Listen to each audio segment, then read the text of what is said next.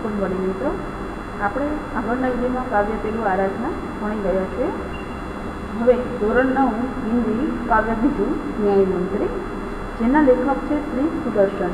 જન્મ છે 1896 અને મૃત્યુ છે 1968 सुदर्शन जी का मूल वास्तविक नाम बद्रीनाथ शर्मा था। तो सुदर्शन जी मूल नाम शू हतुं तो बद्रीनाथ शर्मा हतुं। आपका जन्म 1896 ईस्वी सन पंजाब राज्य के सियालकोट नामक स्थान में हुआ था। तो कि तमारो जन्म 1896 में पंजाब राज्य सियालकोट नामना गाम में थयो हतो। बचपन से ही आपने कहानियाँ लिखना प्रारंभ किया था। तो कि नानपणथी तमे कहानी लखवानुं शरू करेलुं हतुं। पुष्पलता, सुप्रभात, परिवर्तन, पनघट, नगीना आदि आपकी सुप्रसिद्ध कहानी संग्रह है। क्या क्या कहानी संग्रह सुप्रसिद्ध है एमना? तो कि पुष्पलता, सुप्रभात, परिवर्तन, पनघट, नगीना वगैरह। आपका एकमात्र उपन्यास है भागवंती और एक एमने उपन्यास लखेलो है भागवंती। न्यायमंत्री से एक कहानी है। इस कहानी में सम्राट अशोक सर्वश्रेष्ठ न्याय मंत्री की खोज में था। तो कि आ कहानी में जो सम्राट अशोक है बराबर ए सर्वश्रेष्ठ न्याय मंत्री की खोज में हतो। शिशुपाल से मुलाकात होने पर उसकी योग्यता देखकर उसे न्याय मंत्री बनाया। कि शिशुपाल की मुलाकात ले छे, एने योग्यता ने ओळखे छे, पछी एने न्याय मंत्री बनाववामां आवे छे। न्याय राजा देखता है न रंग। तो कि न्याय में नहीं राजा जोवामां आवतो नहीं रंग जोवामां आवतो। न्याय दरेक व्यक्ति माटे सरखो होय छे। राजा हो तो एनो न्याय अलग राखवो, गरीब हो तो एनो न्याय अलग करवो एवुं होतुं नथी। कि न्यायतंत्र पर विश्वास दिलाने के लिए यहाँ प्रयास किया गया है। तो कि न्यायतंत्र पर लोकोने विश्वास आवे एटला माटे आ कहानी रचना करवामां आवेली छे। नई पीढ़ी के लिए इस प्रेरक कहानी द्वारा न्यायतंत्र की जिम्मेदारी का भी महत्व समझाया गया है। कि नवी पीढ़ी में पण न्याय एटले शुं अने न्याय केवी रीते करवामां आवे छे, एनी जिम्मेदारी शुं होय छे, एनी जवाबदारी शुं होय छे एनुं महत्व अहींया समजाववामां आवेलुं छे अने एक एमनुं मार्गदर्शन बनी रहे એટલા માટે। तो આપણે મિત્રો હવે કહાની ચાલુ કરીએ છીએ। संध्या का समय था। तो कि सांजनो समय हतो। चारों ओर अंधकार फैल चुका था। चारे बाजू अंधकार फैलायेलो हतो। ऐसे में किसी ने बाहर से घर का दरवाज़ा खटखटाया। तो केटला में कोई बाहरथी घरनो दरवाजो खखड़ावे छे। कौन है? ब्राह्मण शिशुपाल ने थोड़ा सा दरवाज़ा खोलते हुए पूछा। तो कि कौन छो? एवी रीते ब्राह्मण शिशुपाल छे ए थोड़ोक दरवाजो खोलीने पूछे छे। एक परदेसी बाहर से आवाज़ आई। तो कि हूँ एक परदेसी छूँ एवो बहारथी आवाज़ आवे छे। क्या मुझे रात काटने के लिए स्थान मिल जाएगा? शू मैंने एक रात माटे अहीं तमारा घर में रहवानुं स्थान मळशे? जैसे ही शिशुपाल ने पूरा दरवाज़ा खोला कि ज्यां शिशुपाल पूरो दरवाजो खोले छे, बारणुं खोले छे, उनके सामने एक नवयुवक खड़ा था। एमनी सामे एक नवयुवक ऊभो हतो। उन्होंने मुस्कुराकर कहा, यह मेरा सौभाग्य है। अने हसीने कहे छे कि आ मारुं सौभाग्य छे। अतिथि के चरणों से यह घर पवित्र हो जाएगा। आइए पधारिए। तो कि अतिथि मारा घरे आवशे तो मारुं घर छे पवित्र थई जशे।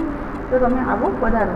तो मित्रों हमेशा याद राखवानुं कि जे पण आपणा घरे मेहमान आवे छे एने प्रेमथी आवकार आपवो जोईए, न कि एमने फुटकारवा जोईए। घणी वखत आपणे एवुं थाय छे के मेहमान आवे ने आपणे ना गमतुं तो आपणुं मोढुं चढ़ी जतुं होय छे, बराबर ने मित्रों? तो एवुं थवुं जोईए नहीं, एने प्रेमथी एमने आवकार आपवो जोईए। अतिथि को लेकर शिशुपाल घर में गए और उनका आदर सत्कार किया।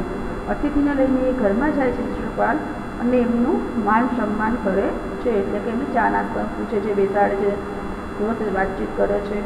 फिर दोनों उस समय देश की अवस्था पर बातें करने लगे अने पछी बंने जणा ए समय जो देश की स्थिति हती एना विषे बात करे छे। शिशुपाल ने कहा, आजकल बड़ा अन्याय हो रहा है।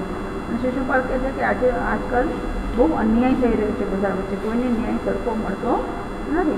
परंतु परदेशी इस बात से सहमत न था। परंतु परदेशी हतो ए आ बातथी सहमत नहोतो। तो कि ना मने तो एवुं नथी लागतुं कि अन्याय थतो होय एवुं के। वह बोला, दोष निकालना तो सुगम है। क्योंकि दोष तो कोईनो काढवो, कोईनो वांक काढवो सरळ छे, सुगम एटले के सरळ। परंतु कुछ करके दिखाना कठिन है। पण कंईक करून देखाडવું એ બહુ कठिन कार्य है, बराबर? शिशुपाल बोले, अवसर मिले तो दिखा दूँ। तो जो मैंने अवसर મળશે तो હું પણ દેખાડી દઉં કે ન્યાય કોને કહેવાય, कि न्याय किसे कहते हैं। तो आप अवसर चाहते हैं कि તમે એ અવસર ચાહો છો કે તમે દેખાડી શકો કે ન્યાય કોને કહેવાય છે? તમને એવું લાગે છે કે અન્યાય થઈ રહ્યો છે? તો हाँ अवसर चाहता हूँ तो कि हाँ हूँ अवसर मांगू छूँ कि मैंने पण एवो अवसर मळवो जोईए न्याय लेवा माटेनो। फिर कोई अन्याय नहीं होगा तो कि पछी शुं कोई अन्याय नहीं थाय तमे जो न्याय करशो तो? बिल्कुल नहीं। शिशुपाल कहे ना बिल्कुल नहीं थाय। कोई अपराधी दंड से न बचेगा। शिशुपाल कहे कोई अपराधी दंड थी बचશે नहीं। परदेसी ने मुस्कुराने आकर कहा यह बहुत कठिन काम है। तो कि तमने खबर है आज काम है बहुत कठिन एटले के बहुत अतिशय कहेवाय ने मुश्केली भर्यु काम है। ब्राह्मण के लिए कुछ भी कठिन नहीं। तो कि ब्राह्मण माटे कोई पण कार्य है ये मुश्केली भर्यु होतुं नहीं। मैं न्याय का डंका बजाकर दिखा दूंगा। तो कि हूँ न्याय कोने कहेवाय छे ए आखा गाममां बधाने समजावी दईश के कोने कहेवाय छे। परदेसी धीरे से मुस्कुराए पर कुछ न बोले। परदेसी जो हतो ए धीमे धीमे हसे छे पण कशुं बोलतो नहीं। फिर कुछ देर बाद वे सो गए। पछी बंने जना वातो करता करता सुई जाए छे। सुबह उठकर परदेसी ने शिशुपाल को धन्यवाद देकर उनसे विदा ली। અને સવારે ઉઠીને પરદેશી શિશુપાલને ધન્યવાદ કરે છે કે તમને એક રાત અહીંયા રહેવા દીધો એ બદલ તમારો ખૂબ ખૂબ આભાર અને પછી ત્યાંના ઘરથી વિદાય લે છે। कुछ दिनों बाद शिशुपाल के घर कुछ सिपाही आई और थोड़ा दिवस पीछे शिशुपाल घरे वो सिपाही आवे छे अमुक सिपाही और उन्होंने दरबार में चलने के लिए कहा ने एमने कहे कि तमे दरबार में चालो एटले के राज्य में बोलावे छे तमने राजाना राजमहल में। शिशुपाल सहम गए ने शिशुपाल ने आश्चर्य थाय छे कि मने अचानक केम राज्य में बोलायो हशे मारो शुं वांक हशे एम जे थाय छे। हवे आगळ जोईए आपणे। वे समझ नहीं सके कि सम्राट ने उन्हें क्यों बुलाया है और समझी नहीं सकता कि मैंने सम्राटे केम बोलाव्या हशे के। कहीं उस परदेशी ने तो सम्राट से जूठी सच्ची शिकायत नहीं करती ने एने मन में विचार आवे छे कहीं ओलो परदेशी आवे तो अने मारे एनी जोडे वात थई थी तो एने कहीं मारी कोई खोटी रीते बात करीने मारी शिकायत तो नहीं करी, मारी फरियाद तो नहीं करी। दरबार में पहुंचकर शिशुपाल का कलेजा धड़कने लगा। दरबार में पहुंचे तो शिशुपाल कलेजा धड़कना એટલે કે चिंतित होना तो कि चिंता थवा लगे छे। जब उन्होंने देखा कि परदेशी ही सम्राट अशोक है जयरे जोवे छे कि जे मारा घरे परदेशी आव्यो तो ए पोते ज राजा हतो तो थोड़ो गभराई जाय छे। सम्राट बोले ब्राह्मण देवता मैं आपको न्याय का अवसर देना चाहता हूँ। तो कि ब्राह्मण देवता हूँ तमने न्यायनो एक अवसर आपवा मांगू छूँ, एक मौको आपवा मांगू छूँ। आप तैयार है तो तमे तैयार छो?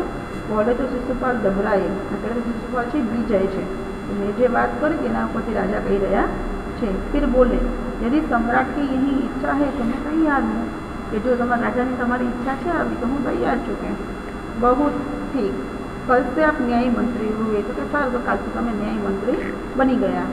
सम्राट ने कहा और अपने हाथ से अंगूठी उतार कर शिशुपाल को पहना दी और राजाए एना पोताना हाथमांथी अंगूठी उतारी काढ़ी और शिशुपाल ने पहेरावी दे छे। यह सम्राट अशोक की राजमुद्रा थी कि आज सम्राट अशोक की राजमुद्रा छे जे न्याय मंत्री ने मैं आपीए छीए। अब शिशुपाल न्याय मंत्री है और हवे शिशुपाल छे ए न्याय मंत्री बनी गया है। उन्होंने राज्य की समुचित व्यवस्था करना आरंभ किया और पछी राज्य की व्यवस्था करवानो आरंभ करे छे। समुचित एटले के अच्छी तरह सरस रीते व्यवस्था करे छे। उनके सुप्रबंध से राज्य में पूरी तरह शांति रहने लगी। एना सरस मजाना व्यवहार थी सुप्रबंध एटले के सारी व्यवस्था थी आखा राज्य में खूब शांति रहती थी। किसी को किसी प्रकार का भय नहीं था और कोई ने कोई प्रकार भय हतो नहीं। लोग दरवाजे तक खुले छोड़ जाते थे और बधाए पोताना घरना दरवाजा पर खुला रखता था। चारों तरफ न्याय मंत्री के सुप्रबंध और न्याय की धूम मच गई ने बधी बाजू चारों तरफ आखा गाम में न्याय मंत्रीना सारी व्यवस्थानी और न्यायनी हाहाकार એટલે કે જય જયકાર બોલાવા લાગ્યો। बराबर मित्रों, आज अहीं सुधी આપણે રાખીશું। Thank you.